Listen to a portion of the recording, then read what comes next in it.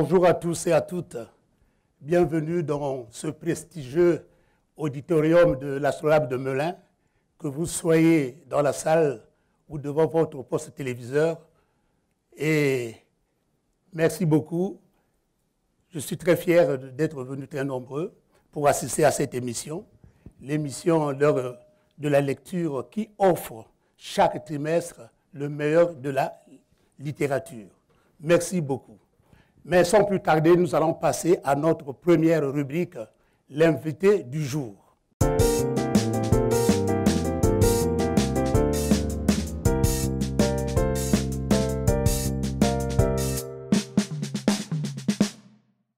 Donc évidemment, pas d'émission sur les livres sans auteur. Ils sont dans l'émission. Ils sont avec nous, Jean-Jacques Guéant.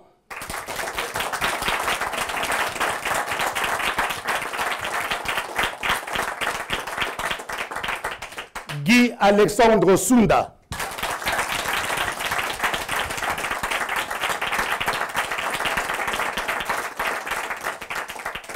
Bonjour à vous deux.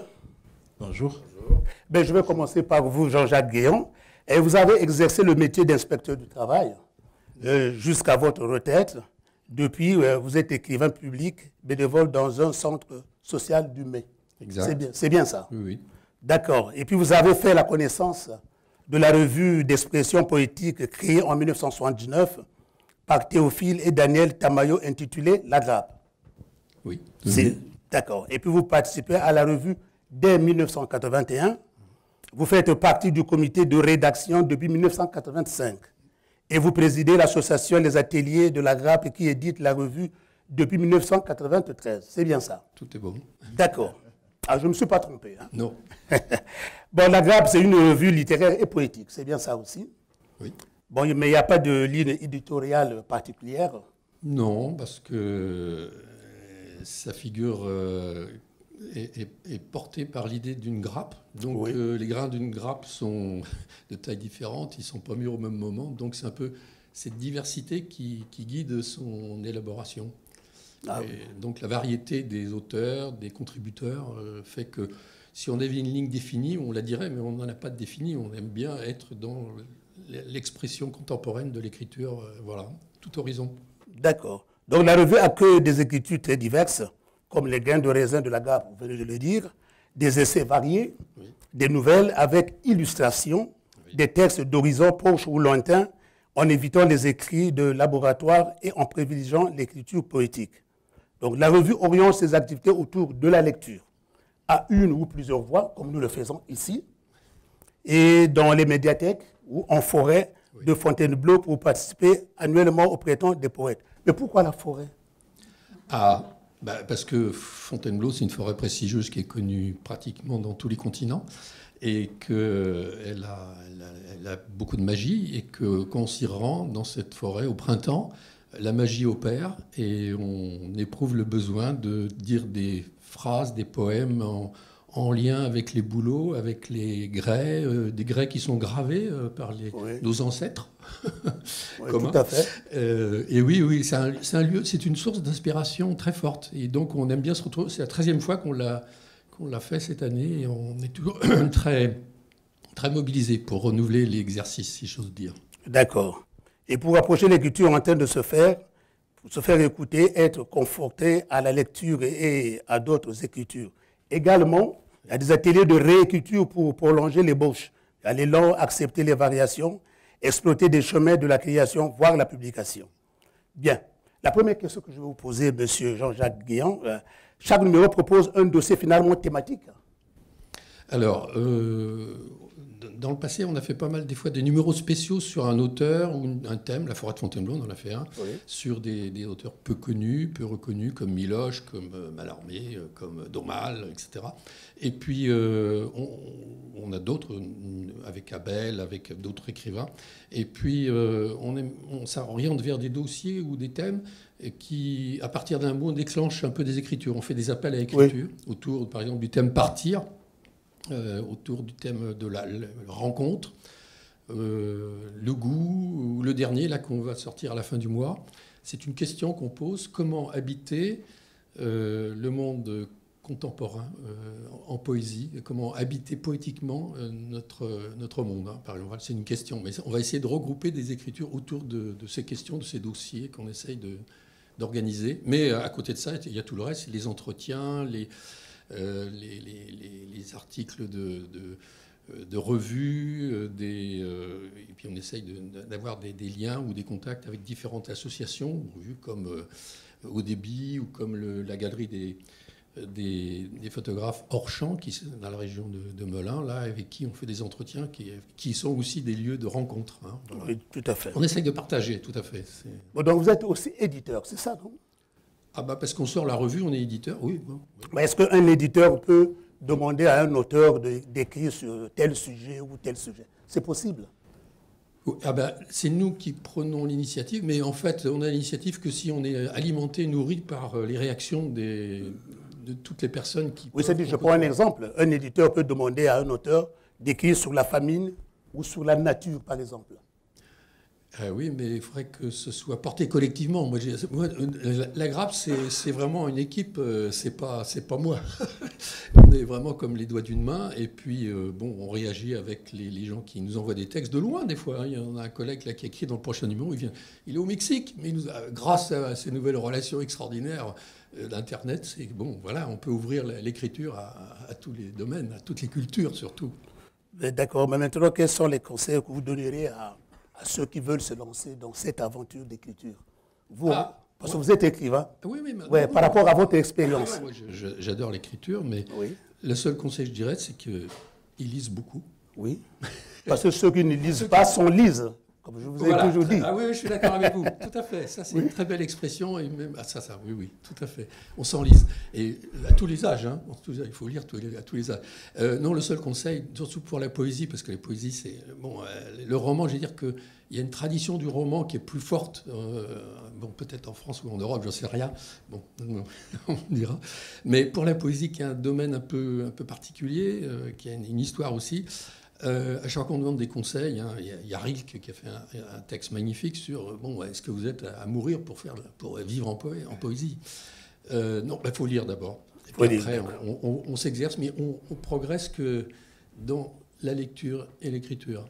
Merci Jean-Jacques Guéant. Quant à vous, Guy Alexandre Sounda, vous êtes écrivain, conteur, enseignant, comédien, metteur en scène, animateur de radio. Vous savez, j'ai commencé aussi par la radio, vous êtes mon confrère. Vous travaillez sur 3 registres, donc il y a le drame, le poème, c'est bien ça, le conte, et vous partagez votre vie entre Paris et la vallée d'Aoste, où vous avez créé Vue d'ici et Vent d'ailleurs. C'est quoi? Vue d'ici, Vent d'ailleurs. Permettez que je vous remercie d'abord, en tout cas de m'avoir reçu, et puis le public d'être venu. Hein, un samedi après-midi, c'est pas évident. Merci d'être là. En tout cas. Oui. Et puis merci aussi de m'avoir fait plier à l'exercice de la cravate, parce que ça fait longtemps. Non, ce n'est pas une obligation, mais c'est un souhait. C'est un souhait. Non, mais c'est pas une obligation, mais c'est vrai que c'est un beau rappel quand même. Oui. Et donc du coup, pour revenir aux Vues d'ici et Vent d'ailleurs, c'est un festival qui est international. Oui, international, interdisciplinaire, ça veut dire qu'il réunit tous les arts, en partant du conte jusqu'à la musique, en passant par la peinture, la poésie aussi, vous voyez. Et donc, dans cette région italienne qui s'appelle la Vallée d'Aoste, qui est dans le nord de l'Italie, à 40 minutes de Chamonix, pour ceux qui connaissent la région. Voilà. Donc, je le fais depuis 2011. Et donc, bon, entre-temps, on a arrêté un petit peu parce qu'il y avait eu un bouleversement politique là-bas, les oppositions ont été changées. Tout à fait. Pour histoire financière, tout ça, donc on va relancer l'année prochaine. En tout cas, c'est un festival qui accueille des artistes du monde, hein, voilà, italiens, espagnols, africains également, voilà. C'est ça. D'accord. Mais vous avez effectué plusieurs tournées en Amérique du Sud, en Afrique et en Europe. Et puis vous avez écrit de nombreux textes, c'est-à-dire, entre autres, des articles de presse, des chroniques, des nouvelles, des pièces de théâtre, dont Le fantôme du quai d'en face, publié en 2009 au Québec. Pouvez-vous nous parler de cette pièce de théâtre, Le fantôme du quai d'en face? Alors, Le fantôme du quai d'en face, c'est l'histoire d'un monsieur avec une valise qui est sur le quai d'une gare et qui parle et personne ne l'écoute. Et ça fait des années, peut-être voire des mois, voire des années qu'il est là. C'est un centre de missiles fixe, comme on en voit dans Paris. Oui. Et ce monsieur-là, il a une aventure, une histoire terrible. Il est allé à la guerre, il avait été embauché, donc en fait, comme on dit, embauché, on va dire ça comme ça, vraiment c'était le cas, embauché par quelqu'un pour intégrer une armée, pour aller faire la guerre. Et quand il revient, eh bien sa femme, comme on dit, a changé de lit, c'est-à-dire que personne, puisqu'il a été déclaré mort, et donc sa femme a changé de vie, voilà, donc ça fait 3-4 ans, ça s'est passé. Et donc ce monsieur-là essaie de récupérer en fait et sa femme et ses enfants, en fait sa vie d'avant. Sauf que ceux qui sont là, eh bien l'ont déclaré mort. Ah d'accord. Voilà. Et donc du coup, depuis il est là sur le quai, il va et vient, il essaie de raconter son histoire aux gens. Vous savez, dans Paris, plutôt, les gens sont pressés, ils n'ont pas le temps d'écouter l'histoire.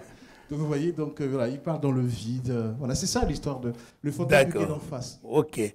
Bon, vous êtes aussi écouteur assermenté. C'est quoi écouteur assermenté? Alors, écouteur assermenté, je ne le suis pas. Par contre, le personnage du roman, oui. Enfin, l'écouteur. Mais en fait, c'est juste, comme on l'appelle, un peu, comme on dit... Jean-Jacques Guéant. C'est quoi moi, je le formule autrement. C'est-à-dire que avoir une autre... C'est quoi? Comment on veut vivre en poésie dans la vie? Et quel est l'œil, en tout cas, quel œil, quels sont les yeux qu'on chausse? Parce que moi, je parle de chausser des yeux pour vivre dans cette vie-là. C'est-à-dire que moi, plus que de lire, je regarde, j'observe, j'écoute. Voilà. Et donc, c'est en cela que je pense qu'on apprend beaucoup en écoutant. Et comme nous sommes une période, nous sommes une époque où tout le monde parle en même temps, personne finalement personne n'écoute tout le monde. Enfin, personne n'écoute personne.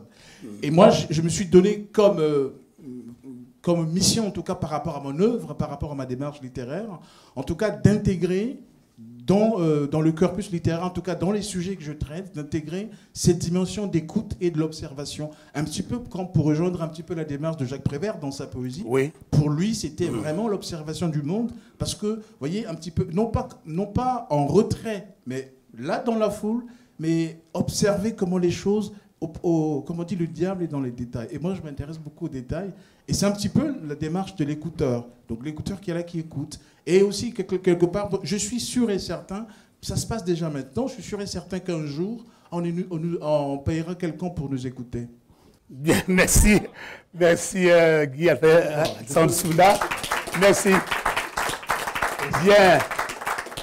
Maintenant, nous allons passer à notre deuxième rubrique, l'auteur et son œuvre.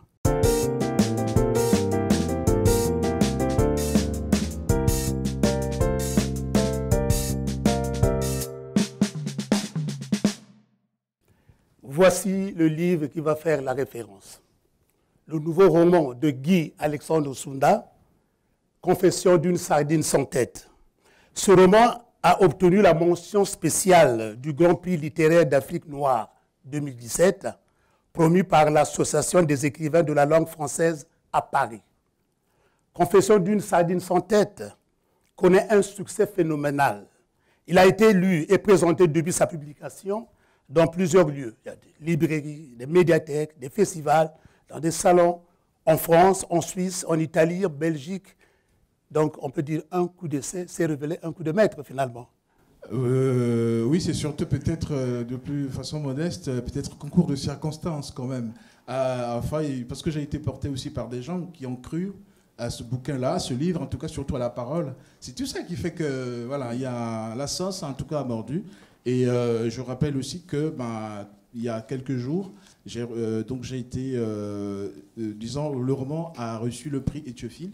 Ethiophiles 2017, voilà. Mais ce prix sera remis, je crois, le 30 septembre. Voilà, le prix sera remis le 30 septembre à Paris. À Paris, par Daniel Maximin. Voilà. C'est un romancier, poète et essayiste. Voilà, c'est bien ça. Exactement. Voilà, donc c'est une très bonne nouvelle, en tout cas, par rapport au parcours du roman. Quoi. Et donc ce prix met l'accent sur la qualité d'un jury international, composé d'africanistes, de critiques littéraires, d'écrivains, pour favoriser la promotion des écrivains rigoureusement sélectionnés et assurer un accompagnement pendant une année. Qu'est-ce que vous entendez là? C'est- L'accompagnement pendant une année, Oui, c'est-à-dire que le prix, donc c'est l'association, hein, l'association Éthiophile, oui. donc accompagne l'auteur pendant une année, donc en termes de salon de livres, en termes de festival, en tout cas de promotion. Là, aussi bien dans la presse que dans le milieu, par exemple, le milieu scolaire. Voyez, donc, en tout cas, il vous accompagne pendant une année pour la promotion. Voilà. Parce qu'entre-temps, jusque-là, c'est mon éditeur qui se chargeait de la promotion du livre. Ah, bon, cette fois-ci, il y aura un relais, voilà, en quelque sorte. Voilà, c'est un peu ça, ça veut dire. Bon, Guy Alexandre Sounda, est-ce que vous pouvez nous parler de la naissance de ce roman? Bon. Voilà, en tout cas, ce roman est né d'un besoin de prendre en charge une parole qui, à mon avis, n'était pas suffisamment prise en charge dans la littérature congolaise de ces dernières années. En tout cas, je prends ces 20 dernières années. Autour de la guerre. Vous savez, pour ceux qui connaissent un peu mon pays d'origine, le Congo-Brazzaville, il y a 20 ans, il y a eu une guerre civile militaire qui nous a tous explosé, qui nous a foutus dehors. Donc les autres sont allés en Afrique de l'Ouest, les autres sont allés à Kinshasa. Enfin, bref, on a fait ce qu'on a pu pour être là.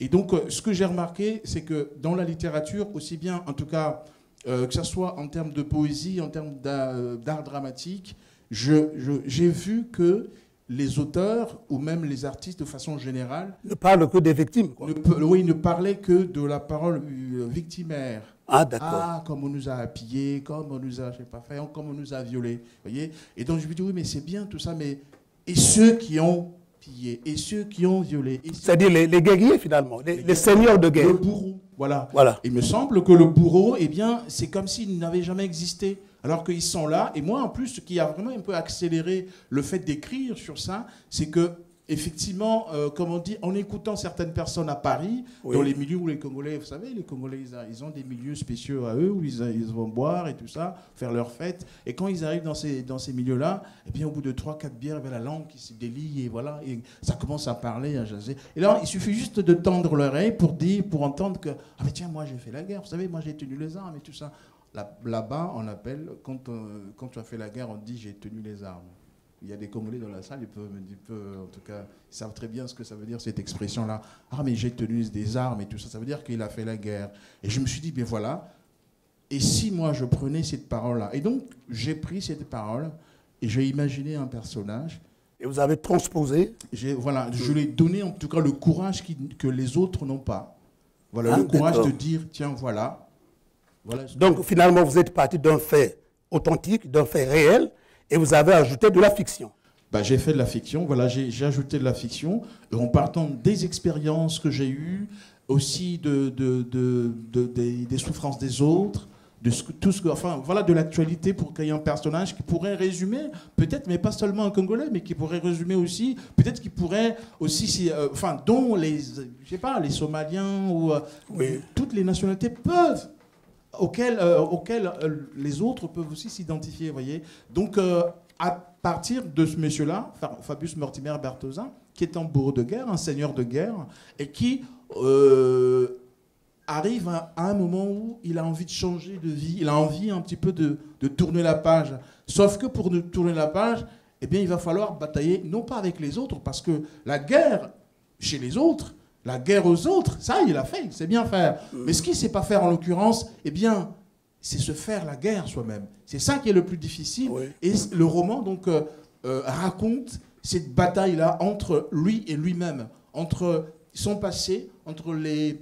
On dit dans le roman, je dis juste comme ça pour vous donner un peu en tout cas le goût d'acheter tout à l'heure. Donc, ça veut dire que les morts ont construit dans sa tête un immeuble. Vous voyez, il a une tête, et les morts, sont tellement encroustés dans sa tête. Oui, mais Guy Alexandre Sounda, quand vous ajoutez la fiction, finalement, c'est pour remplir le vide. Non, c'est pour pas pour remplir, parce qu'il y a pas, c'est pas le vide. C'est pour comment je pourrais appeler ça? Moi, je remplis ma place de conteur, oui, ma place d'artiste. Il me semble que il me semble que cette parole-là, c'est pas qu'il y avait... je pense qu'elle était mal prise en charge. Oui. Je pense que peut-être aussi le courage de dire, et aussi parce que, bon, ce n'est pas évident déjà de traiter ce sujet de la guerre de façon frontale, vous voyez.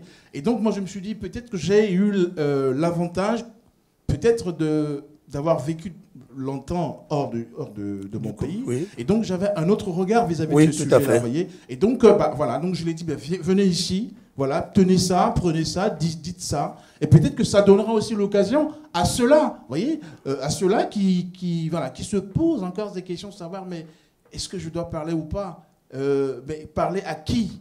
Parler pourquoi? Voyez, donc peut-être dire oui, tout est possible, mais à condition que l'on se pardonne soi-même d'abord, parce que le pardon de l'autre, c'est bien de le chercher, mais d'abord il faut se pardonner, déjà ce qu'on a déjà fait, voilà. Merci. Mais quand on a lu ce roman, on se dit vraiment le titre a été bien trouvé. Confession d'une sardine sans tête. Sardine sans tête, c'est une expression que vous connaissez depuis votre enfance. Ben oui, mais vous connaissez aussi ça. Oui. Sardine sans tête. Bien, merci beaucoup Guy-Alexandre Sounda. Maintenant, je vais m'adresser à Jean-Jacques Guéant pour La Grappe, qui est une revue littéraire. Vous avez écrit 2 textes parus dans La Grappe. Il y a Épicerie sociale, qui est un poème, qui est sorti en printemps 2005, c'est le numéro 90. Et puis le deuxième, Elan, pourquoi partir à l'âge des pourquoi. Et ça, c'est sorti en 2015, pendant l'hiver. Et puis la photo d'Elan Kurdi, retrouvé mort sur une plage turque le 2 septembre 2015, a ému le monde entier. Et l'image était glaçante. Elle montrait le corps sans vie d'un enfant de 3 ans, allongé sur une plage de Bodrum en Turquie, le visage à moitié enfoui dans le sable. Ce petit garçon, c'est un Syrien d'origine kurde, était mort noyé alors qu'il tentait de quitter la guerre civile syrienne avec sa famille. Ce poème, je l'ai lu lorsqu'on préparait cette émission, vous vous en souvenez? Je vous dis franchement, je n'ai pas pleuré, mais les larmes n'étaient pas loin. Mais la question que je vais vous poser, est-ce que vous l'avez écrit par rapport à l'émotion ou bien par rapport à la colère? Oh, les deux. La photo d'une part, mais je dois à la vérité que je suis grand-père et j'ai un petit Elan dans ma famille qui a le même âge. Ah oui. Et j'ai cru le voir. J'ai cru le voir et ça m'a entraîné loin. Et puis après, cet événement qui était un événement mondial, je pense à un texte de Chamoiseau qui s'appelle Frères migrants. Et oui, enfin bon, j'ai réagi un peu comme ça en me disant oui, il faut que je dise quelques mots comme ça sur ce sujet qui est... Mais oui, c'est vrai. Bon, on vous comprend, Jean-Jacques Guéant. Bon, vous qui êtes écrivain, est-ce que pour écrire, il faut s'isoler? Je ne sais pas si vous connaissez Alexis Jenny, qui est un écrivain, mais lui, il écrit partout, dans les musées, dans les bars, dans les cafés. Il se dit même quand il est dans les cafés, il rencontre des gens, c'est des belles rencontres, donc il peut écrire partout. Est-ce que vous, pour écrire, il faut s'isoler ou non? Ça dépend ce qu'on écrit, mais moi j'aime bien écrire dans les bars, c'est vrai, mais quand même quand je suis seul, c'est quand même là où je sue, où je reprends. Écrire, c'est sans arrêt tailler une gemme, hein, c'est revenir, on n'est jamais... puis on n'est pas satisfait, donc on reprend. Non, plusieurs lieux sont possibles, oui. Oui. Vous savez que vous avez un écrivain africain que vous adorez beaucoup. Moi? Oui. Oh, il y en a plusieurs. Oui, mais la fois dernière, vous vous en souvenez? Ah, je ne sais plus, non. Parce que... Alain Mabankou. Ah oui, par exemple. Oui. Puis il est vivant, lui. Vous savez, il y en a d'autres qui sont morts, que j'admire aussi. Oui, j'ai gardé une citation d'Alain Mabankou. Oui. L'écrivain, c'est quelqu'un qui s'épanouit là où il trouve les ingrédients qui vont se retrouver à l'intérieur de ses livres. C'est pas beau ça, non? Si, tout à fait. Oui, moi j'adore ce qu'il dit. Et puis il pense, en plus, il nous donne à penser, il nous stimule, il nous pousse. C'est un gars formidable. Merci beaucoup. Maintenant, nous allons passer à notre troisième rubrique, la lecture. Comme le nom de l'émission l'indique, l'heure de la lecture, nous allons passer à cette rubrique, la lecture. Mais il y a 2 formes de lecture. Il y a la lecture silencieuse, c'est-à-dire on lit pour soi-même, et la lecture à haute voix, on lit pour les autres, on lit pour le public, on lit pour l'auditoire. Et comme je l'ai toujours dit, nous sommes des passeurs. On fait passer, c'est-à-dire nous lisons ce que les autres ont écrit. Je l'ai déjà dit lors de la précédente émission. Aujourd'hui, j'ai fait venir un lecteur maison maintenant. Il s'appelle Christian Kolb.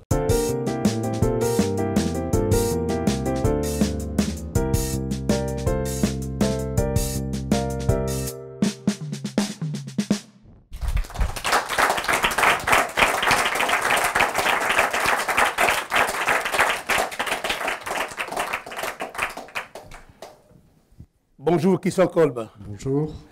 Merci beaucoup d'avoir répondu à notre invitation pour cette émission. Mais moi, je préfère que vous vous présentiez vous-même. Bien, je m'appelle Christian et puis j'ai la chance, comme M. Guéant, d'être à la retraite. Ah. Mais la retraite, ce n'est pas quelque chose de mauvais, hein? Ah non, c'est excellent. C'est excellent. Oui. Et puis, d'être comédien amateur, voilà, donc... Voilà, est-ce que vous faites partie d'un théâtre? Non, pas du tout. Actuellement, c'est le théâtre du Damier. Le Damier, dirigé par Madame Ariel Bayeux. Voilà. Vous savez, il y a une personne dans la salle qui m'a mis en contact, c'est Madame Diop, qu'on peut applaudir, s'il vous plaît. Merci beaucoup. Allez, mon cher Christian Kolb, qu'allez-vous nous lire? Pourquoi partir, Elan, à l'âge des pourquoi de Jean-Jacques Guéant. D'accord.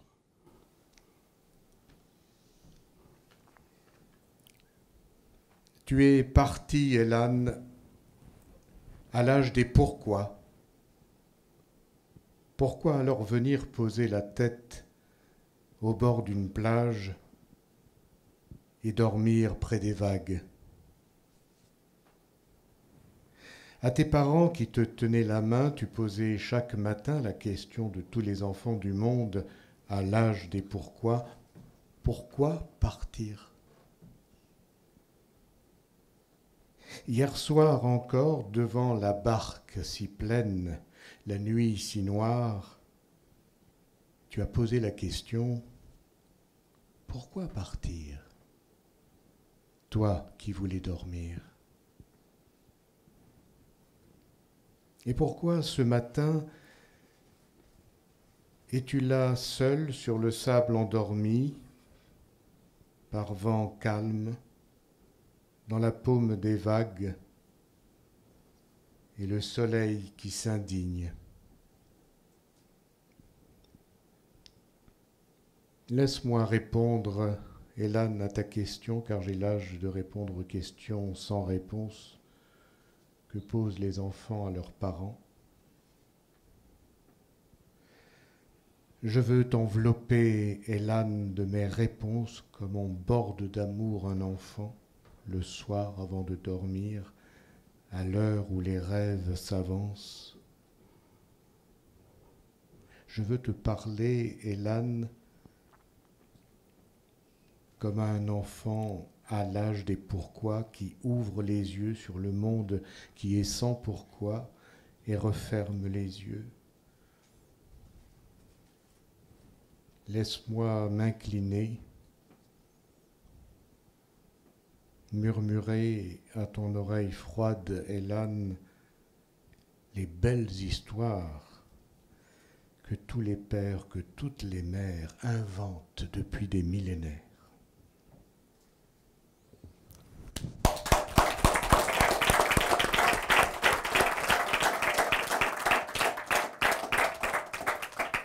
Christian Kolb, quand vous lisez comme ça à haute voix, qu'est-ce que vous éprouvez?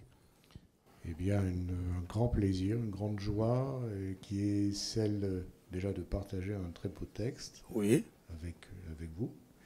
Et puis, c'est une façon pour moi de m'exprimer, et d'essayer de m'exprimer, et d'essayer de partager ça, et de cette façon, d'essayer modestement de faire mémoire, comme ce poème fait mémoire. Merci beaucoup. Merci.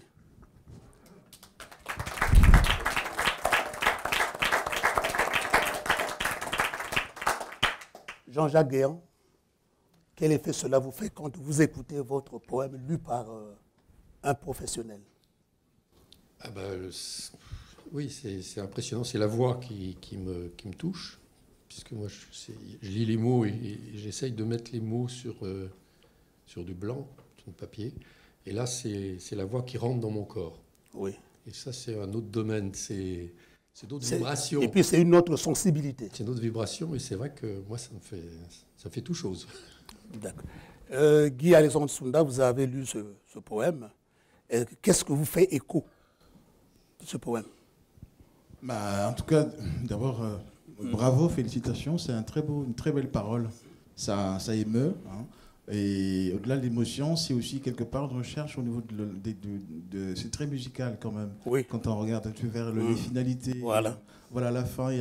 Et puis surtout, cet élan d'amour pour cet enfant.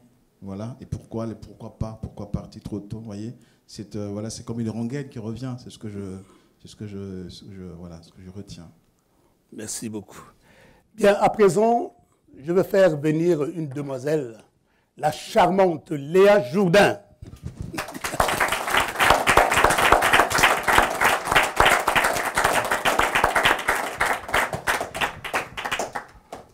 Bonjour. Bon, merci beaucoup Léa Jourdain. Voilà, on règle le micro à sa taille. Merci beaucoup Léa Jourdain, merci d'être venue. Je vais faire la même chose comme pour Christian Kolb. Je préfère que vous vous présentiez vous-même. Très bien. Très bien. Bonjour à tous. Je suis Léa Jourdain, je suis comédienne professionnelle. J'ai fait de nombreux projets dans lesquels j'ai grandi.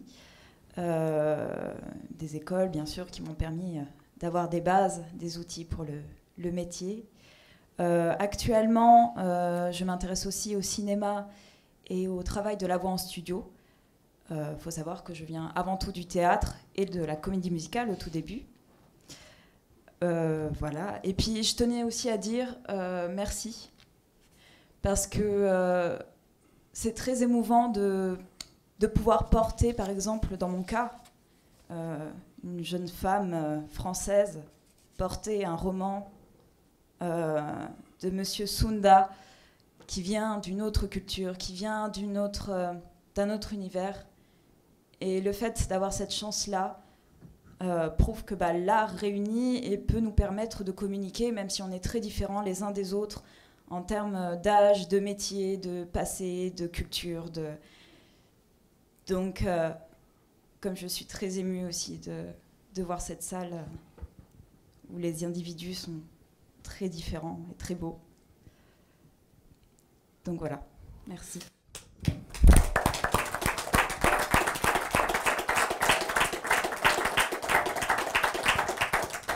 Bien, vous avez choisi quel extrait?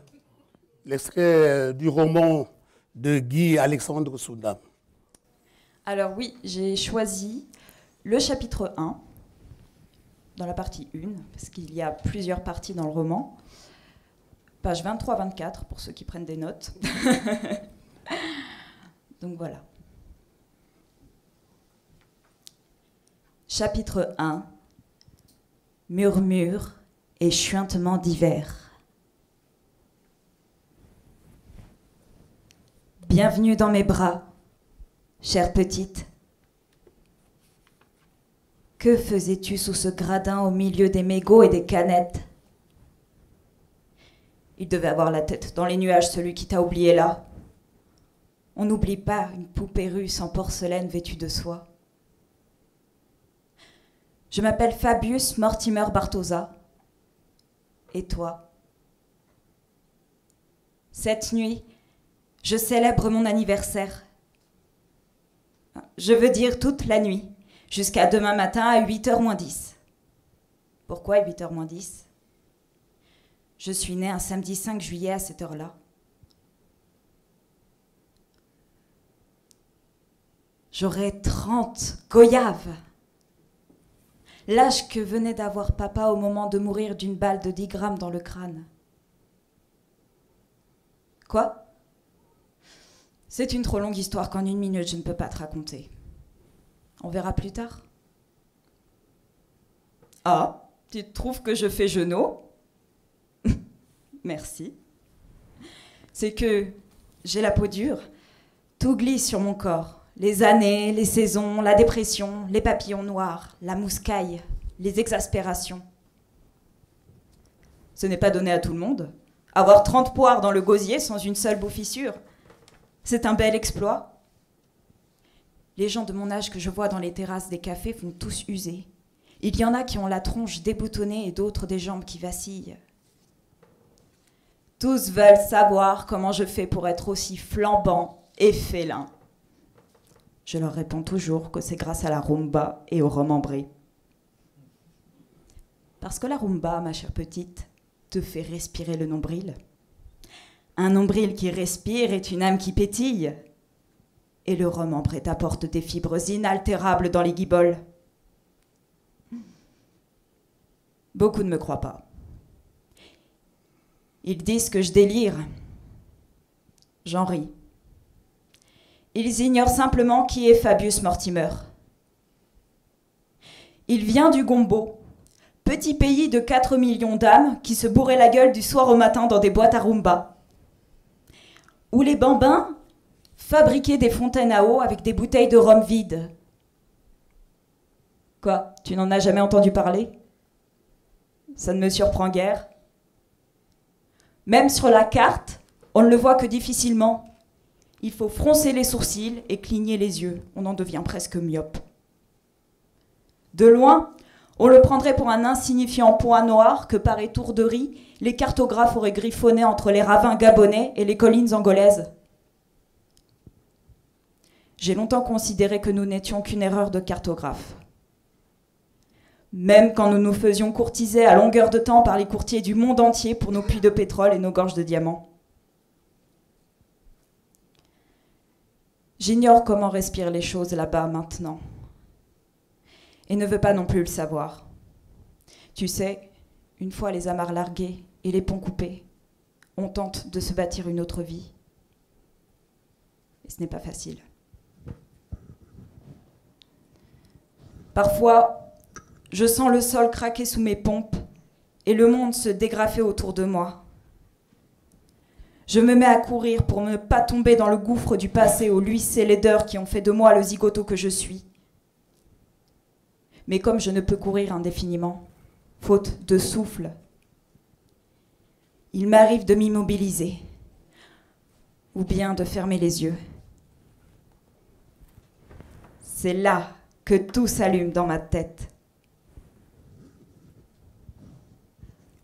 Merci.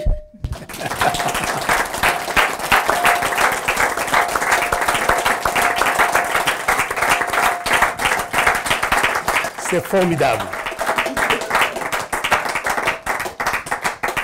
Léa, vous venez de lire l'extrait du roman de Guy Alexandre Sunda. Qu'est-ce qui vous touche dans ce roman? Dans ce roman, beaucoup de choses. Particulièrement dans ce premier extrait, ce qui m'a touchée d'abord, c'est la solitude de cet homme. Oui. Son errance, sa recherche aussi, la volonté de s'en sortir, il y a quand même de l'espoir. Et ça a fait écho en moi, même si, encore une fois, je suis très loin de tout ça. Et en même temps, c'est ce qui rend cette écriture aussi humaine. Oui. Merci.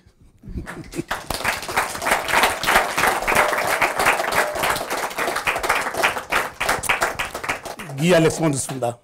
Oui. Voilà. On vient de lire un extrait. Quel effet cela vous fait? Je pose la même question.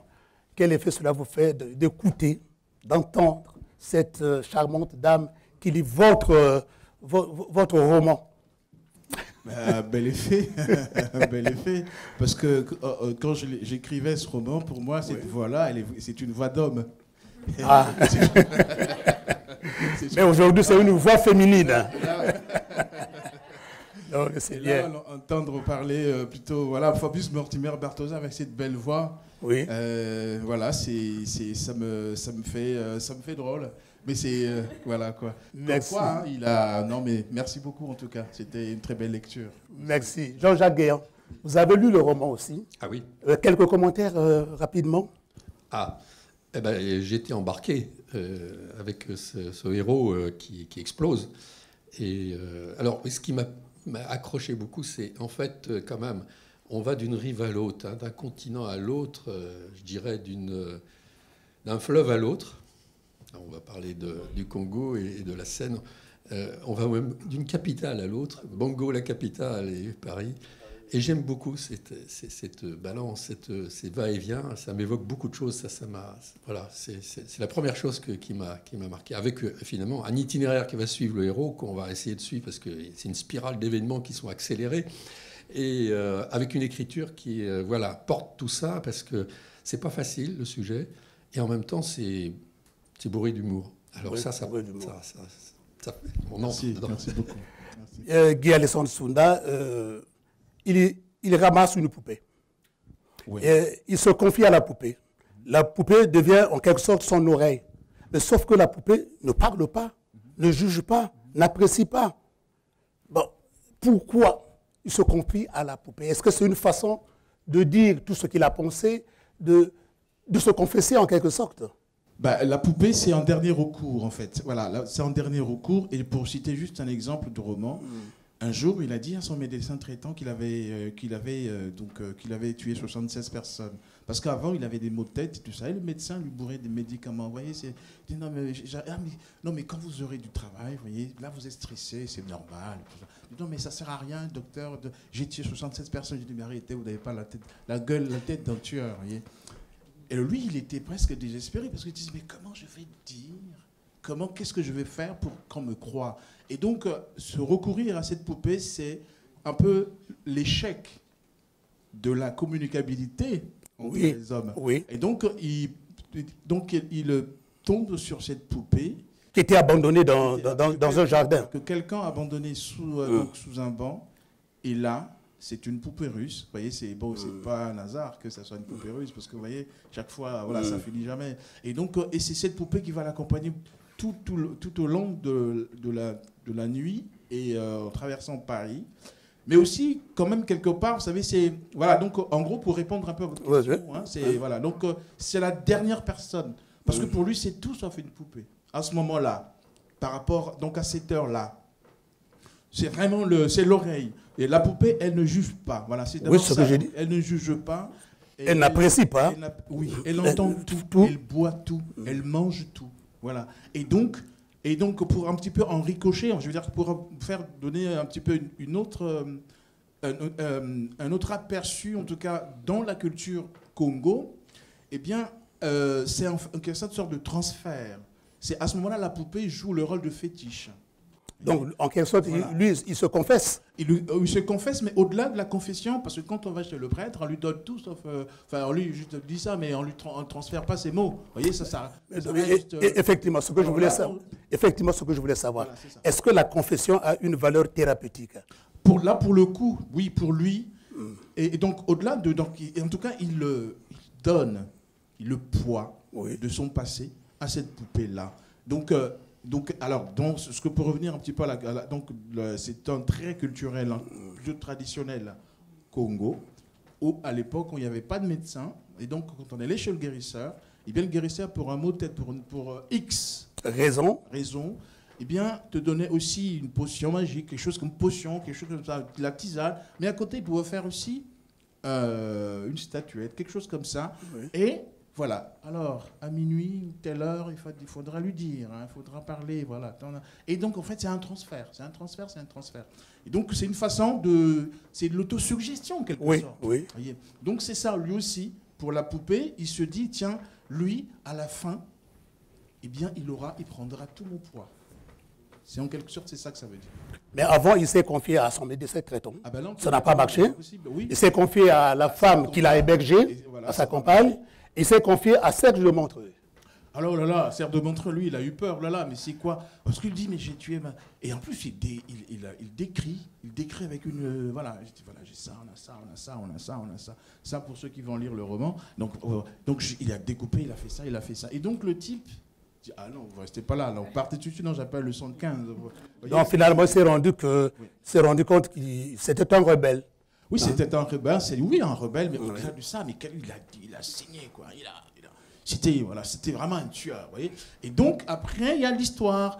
Mais donc, lui, le problème, c'est que il se dit, de toute façon, il ne voulait pas raconter. C'est Serge qui lui a dit, mais raconte-moi. Et donc, il raconte. Et il dit, non, mais arrête. Non, et le mec, non, mais plus qu'à dire que... Tu as dit qu'il faut que je raconte. Mais voilà, le mec, il a raconté. Et au bout, en fait, il ne racontait plus à l'autre. C'est comme la déjection, carrément, comme de... Voilà, il vomissait. Oui, il vomissait, oui. Et Serge de Montreux ne se rendait pas compte qu'il n'était plus dans la narration, et qu'il était carrément dans la... Je ne sais pas comment on peut appeler ça. Vous voyez, c'est ça. C'est là où vraiment, quoi, c'est toute la glaire, tout ça qui était sur le parquet. Voilà. Et c'est ça qui lui a fait peur. Merci Guy-Alexandre de Sonda. Et je vais demander encore à M. Christian Kolb de venir nous lire le deuxième poème de Jean-Jacques Guéant. Et là, je crois que vous avez choisi le titre Épicerie. Épicerie quoi? Alors, Épicerie sociale de Jean-Jacques Guéant. De Jean-Jacques Guéant. Je remonte le micro. Oui.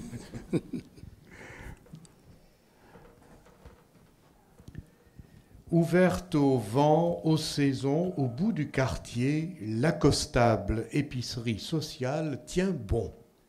Pas de portail, pas Lampedusa, pas Ceuta ou Melilla, tous ici des effacés, simples déradés. Sahel, Maghreb, zones urbaines, pêle-mêle, tous ici vont et viennent, entre rayons épicés, pâtes en sachet, riz basmati ou patates douces, si douces. Enfants tout couleur, aux yeux rieurs, impatients de vivre, de picorer au bord des allées. Et nous, bénévoles sans caddie, bénévoulant vivre avec vous la ronde sans fin de la vie. Ensemble, ce soir, nous gagnerons, qui sait, la voie lactée pour nous sauver, pour rabouter la guilde des égarés. Bravo. Guy-Alexandre Sonda, un commentaire? Non, parce que vous avez lu le poème? Oui, même dans le train en venant. Oui. J'avais relu surtout ce poème, il m'a beaucoup marqué aussi. Vous voyez, la mer, les eaux. Les eaux, oui. Et puis voilà. En tout cas, c'est très beau. Jean-Jacques Guéant, est-ce que la lecture peut donner envie d'écrire? Lorsqu'on a l'habitude de lire, est-ce que ça peut donner cette envie d'écrire, vous qui êtes écrivain? Oui, tout à fait. Surtout la voix qui est portée par... qui est amplifiée aussi par... ça nous donne un univers, là. Et moi, je suis tout à fait content de rendre hommage à ces personnes dont on ne parle pas trop non plus, hein, tous les bénévoles qui sont un peu là dans les soutes de ces sociétés pour essayer d'être à la hauteur. Mais quels sont les avantages de la lecture? Justement, c'est cette amplification et ce partage. Ce partage. Ah oui, là, on a un micro. Moi, je ne suis pas habitué au micro. Oui. Mais j'aime pas trop. Mais je m'aperçois qu'on peut partager ensemble une vibration. Et ça, je trouve ça très bien. Et puis l'avantage de la lecture, parce qu'on peut voir aussi l'orthographe du mot. Comment ça s'écrit, raison pour laquelle on vous demande de beaucoup lire. Eh bien, quoi encore? La France, moi j'ai fait un constat. La France, c'est un grand pays de poètes et de poésie, mais la poésie n'est pas beaucoup lue. Ah oui, je ne sais pas si vous avez fait le même constat que moi. Oui, depuis toujours, oui, depuis très longtemps. Il y a toujours... alors, il y a la mort de la poésie, c'est un thème classique. Et puis on nous oublie. Enfin bon, voilà, c'est toujours existé. Hein. C'est pas... Alors, il y a eu des périodes un peu différentes, mais en France, en plus, on n'est pas très... la poésie, c'est pas... Moi, je suis rempli de poésie des continents, hein, les Russes, les Slaves, les Brésiliens. Enfin bon, il y a tellement de sources qui nous enrichissent. Oui, c'est vrai. Eh bien, je vais faire encore appel à la charmante Léa Jourdain pour le deuxième extrait du livre, du roman de Guy Alexandre Sounda. Et là, je crois que c'est la page 68 et 69 que vous avez choisi. C'est à vous de voir, je crois que c'est ça. Bien sûr, vous réglez votre micro. Bien. Donc oui, cet extrait se situe dans la partie 1, chapitre 8, entre ciel gris et nuages violets.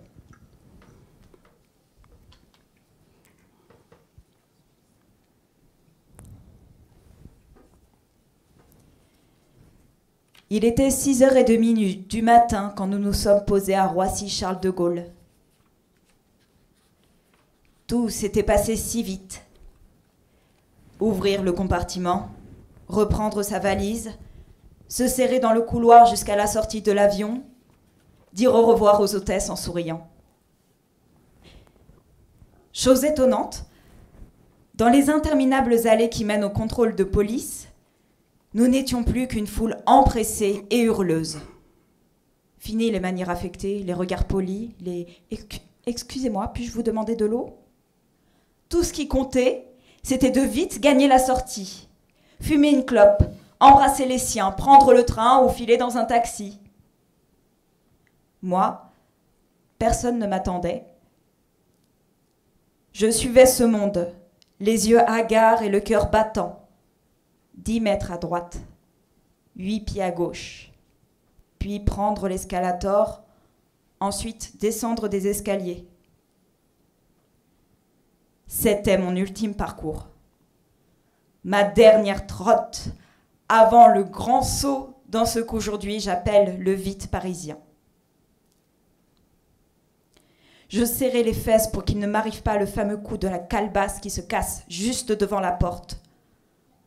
En m'accrochant à une sornette que nous nous racontions lorsque nous étions marmots et naïfs, les blancs ne savent pas distinguer les noirs.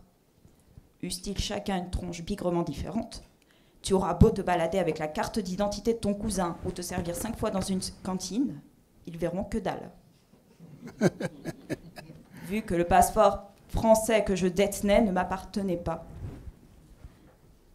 Même si l'homme que l'on voyait sur la photo me ressemblait en tout point, des joues mangées par une barbe de 6 ans, des yeux qui semblaient crier « haro sur le monde », des lèvres que le commun des nanas aurait aimé voir se poser sur ses lèvres chaque matin. Quoi ? C'est une autre histoire. Je te la conterai plus tard. Je suppliais ma guigne de se tenir coite. Je la connais. Elle aurait été capable de me faire commettre une énorme gaffe. Déchirer mon passeport au moment de me présenter aux policiers, ou me mettre à leur chanter tout haut que j'étais plus que comblée de découvrir pour la toute première fois la neige et le café gourmand. Ce n'est pas facile lorsque tu viens d'un pays comme le mien et que tu vois pour la première fois toutes ces lumières féeriques qui giclent des murs et des plafonds, toutes ces glaces accrochées partout, tous ces gens si pressés et agités de se faire passer pour un citoyen français, notamment lorsqu'on vient de te servir un gobelet de chocolat frappé, pendant que tu observes à travers une vitre des flocons de neige tombant au ralenti. Je ne m'en serais jamais sentie capable si bon Dieu n'avait pas été avec moi ce jour-là. La preuve, les flics et les douaniers avaient beau palper et repalper mon passeport, scruter et rescruter mon visage, ils n'y avaient vu que du feu. J'avais réussi à accrocher sur mon visage un air splendidement franchouillard, râleur et irrité. Un des flics m'avait lancé « Bon retour à la maison, Monsieur Bartosa ». J'avais failli me jeter dans ses bras.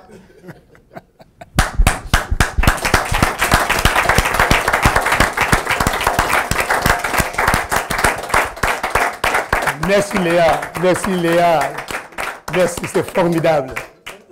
Monsieur Jean-Jacques Guéant, vous recevez du monde dans votre centre. Et c'est vrai que les Blancs ne savent pas distinguer les Noirs. Ah oui. C'est à vous de dire. Tout est vrai, c'est totalement vérifiable. Vérifiable. Bon, il a réussi à passer la frontière sans problème. Il est accueilli par Serge de Montreuil. Mais ce qui va se passer, c'est que Serge Montreuil va l'héberger tout juste pour une nuit. Mais pourquoi il ne le garde pas? Il ne le garde pas parce qu'il vient de découvrir que c'est un tueur. C'est la raison principale, fondamentale, si on peut dire. Je pense. Et puis peut-être les lecteurs découvriront d'autres choses. En tout cas, la première, ça c'est pour vous encourager. Je fais en même temps le commerçant, vous voyez, bien faire. Donc en tout cas, c'est la première raison. Je pense que du moment où, parce que c'est comme il avait été recommandé par tiens, quand vous arrivez, voilà. Et donc, fini, comme on dit, du nouveau et du beau. Vous voyez, tout ça c'est fini parce qu'il vient de dire que voilà, moi j'ai son passé. Et donc, une nuit, et ce jour-là, il neigeait.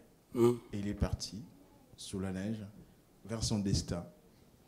Voilà, c'est ça. C'est terrible parce qu'il est arrivé. Mais j'imagine c'est arrivé. Moi, ça m'est arrivé, d'autres aussi. Enfin, selon chacun à sa manière. Hein, sa première fois en Europe, c'est compliqué. Vous voyez, c'est voilà. Donc, il essaie un peu de raconter aussi. Et voilà. Jean-Jacques Guéant, un commentaire de cet extrait. Alors, cet extrait, c'est un thème fort qui est toujours l'attraction de Paris pour les écrivains africains, ou les Africains en général. Et c'est vrai que c'est vérifiable sur plusieurs générations. Et je suis toujours étonné, effectivement, de voir encore ce changement de continent et de culture. Et l'arrivée, qui est aussi un choc. Moi, quand je suis arrivé en Afrique aussi, c'était un choc. D'abord, je me suis aperçu que j'étais blanc, alors avant que j'avais pas compris. J'étais dans les coins, les petits-enfants me prenaient la main, la peau. Oui. Alors, j'ai dit, bon, d'accord, oui, c'est vrai, en fait. Mais voilà, ces changements brutaux, là, c'est assez extraordinaire. Et moi, évidemment, j'ai pensé tout de suite à la comparaison, l'arrivée dans la capitale et les comparaisons qui sont faites avec Bongo, la capitale. Alors, vous décrivez bien, avec humour, une capitale que vous voulez quand même dire durement, c'est une escalope avariée, c'est un pays qui pue la fin des nouilles, etc. Puis en même temps, quand vous êtes à Paris, vous dites, oui, mais alors, à Paris, quand on veut être quelqu'un de bien, de correct, oh là là, il faut respecter les rythmes parisiens, le train, les rythmes, etc. Et je trouve que vous arrivez à bien contraster ces visions différentes de monde urbain. Et ça j'apprécie beaucoup, j'aime beaucoup. Merci beaucoup, merci. Ce roman, franchement, je vous le conseille. Quand vous l'aurez lu, je crois que vous ne lirez plus n'importe quoi. Merci beaucoup. Bien, Léa va revenir pour le dernier extrait. Et puis bientôt, on va clôturer notre émission. C'est le dernier extrait du roman de Guy Alexandre Sunda.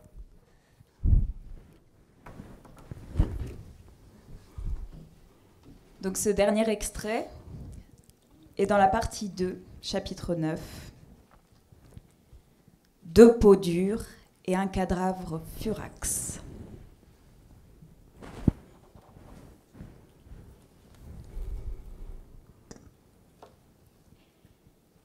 Il causait, encore et encore, me déversait toute sa bile, m'empêchait de réfléchir. J'avais explosé. Bordel de merde! Tu ne peux pas la fermer une petite seconde avant pour me permettre de penser à ce que je vais faire? À quelle sauce as-tu prévu de me manger si jamais je n'avoue pas ce que tu voudrais que j'avoue à je ne sais qui dans ce pays, où les gens de toute manière se foutent de ce qui peut se passer au Gombo? C'est stupide de penser qu'un plombier bordelais s'occupe du nombre d'opposants gaulois qui pourrissent dans les geôles du palais de Sa Majesté la Chose. Aucun menuisier mozambicain s'en fait pour la flopée de sans-emploi parisiens qui hurlent de soif toutes les nuits sur la place de la République. Ne te fais pas de fausses idées. Chacun s'occupe premièrement de ses propres fesses avant d'aller scruter celles des autres. Écoute. Cette guerre n'était pas non plus la mienne. J'y étais entrée comme on entre dans un bus. J'avais des comptes à régler. Je ne pouvais pas me permettre de la rater. Je m'en foutais de savoir si ce que je faisais était bien ou pas bien du tout. Si la mort que je distribuais au bout de mon arme pouvait me valoir 600 ans en enfer. L'objectif seul m'importait. Écrabouiller l'assassin de mon père. Était-ce ma faute si tu avais la même tête que lui? La même tête ronde, le même nez gros, les mêmes épaules larges? Qu'est-ce qui t'avait pris de porter ton costume de cheminot ce jour-là? On les confond facilement, un costume de cheminot et une tenue de béret rouge. Petit père, ça me fendait le cœur, sache-le, de voir autant de gens mourir, autant de gens se tailler comme des voleurs, franchir par milliers le stratégique pont de lianes que nous venions juste de ravir au serpent à sonnette, la milice privée de Sa Majesté la Chose. J'ai eu tant de fois envie de m'enfuir loin de ce branle-bas dantesque, envie de crier « Remballons nos armes, rentrons à la maison ». Reprenons nos vies d'avant. Il y en a marre des morts et des estropiés. Mais il était trop tard. Le bateau avait déjà levé l'ancre et voguait doucement vers l'île du chaos où nous attendaient les anges du néant.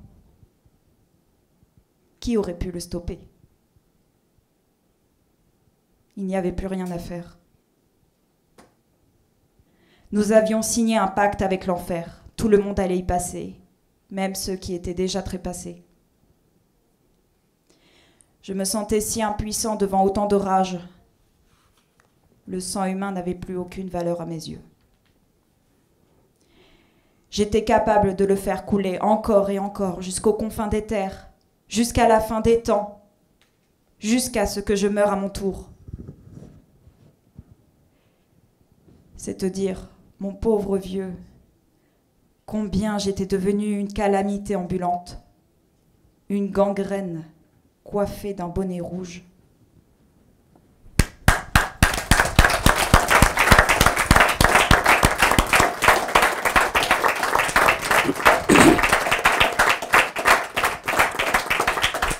Merci Léa Jourdain, merci beaucoup. Merci. Guy Alexandre Sounda, je vais citer une phrase de tout à l'heure, le sang humain n'avait plus aucune valeur à ses yeux.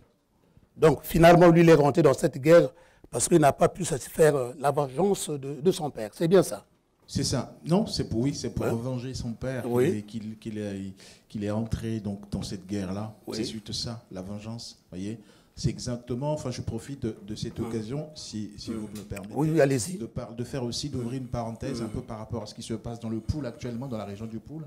Donc j'en profite parce que exactement, aujourd'hui c'est comme si ce roman-là avait été écrit voilà, autour de ça. Alors que vous voyez, c'est donc des gens qui sont là-bas, qui tuent pour X raisons, évidemment. Donc pour revenir à celui-là, ben, lui, la raison c'était... Pas parce qu'il il avait une quelconque conviction politique. Non, c'est parce que son père a été assassiné. Son père avait été assassiné et il était jeune. Et quand il a grandi et quand la guerre est venue, il a dit, c'est un bus, j'y entre et point barre. À la fin, qu'est-ce qu'il y a là-bas? Voilà. Et donc c'est un petit peu ça. Même aujourd'hui, ce qui se passe dans le monde, même chez nous, voilà, c'est pareil. Jean-Jacques Guéant. Petit commentaire. Juste, moi j'étais touché par ce texte. Il y a une expression poétique qui est forte là sur le bateau qui lève l'ancre, qui va vers le néant. Oui. Alors, ça c'est la force des mots. Ça me touche. Les mots ont une puissance finalement.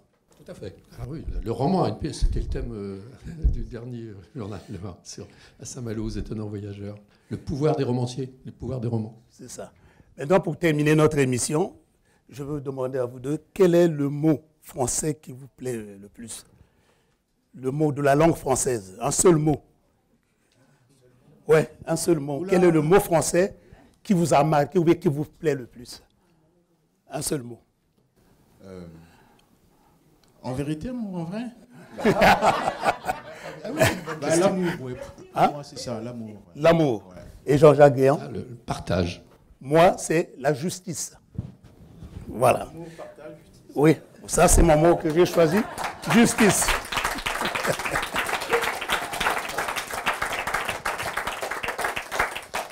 Bien, donc on va terminer notre émission.